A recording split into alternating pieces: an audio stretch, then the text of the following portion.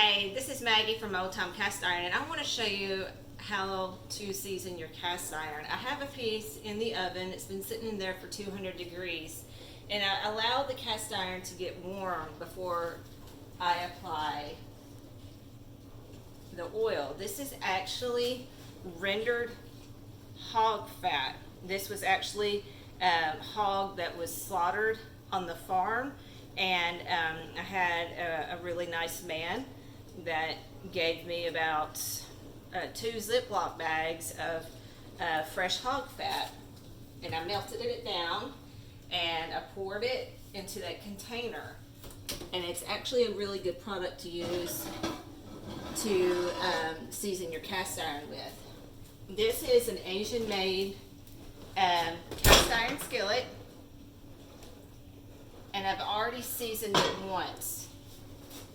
And I usually go about 2 times in seasoning these types of cast irons. I got this at a thrift store. It had only been used a couple of times, and I'm going to flip it. This is actually my daughter's, and she has actually already sold it. But we are going to polish it up.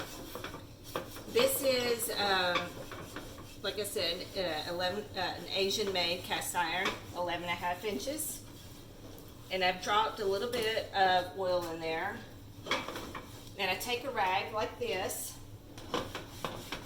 and I rub as hard as I can to get all the excess oil off as I'm applying the oil on there. This helps to prevent any kind of pooling. I don't like little splotches, and I do the same on the back. This is a little history fact about Asian made cast iron. There is a myth that has been circling around about cast iron, and you mostly hear it from the older generations during the World War II.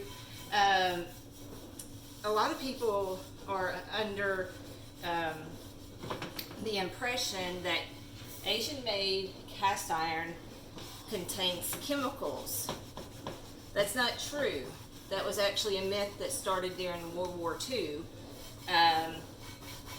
during the climate of just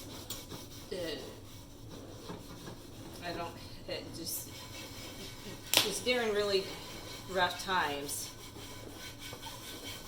And unfortunately, a lot of things that that was Asian made or produced in Asia got a bad rap.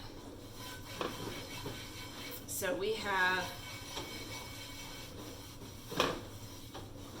successfully rubbed off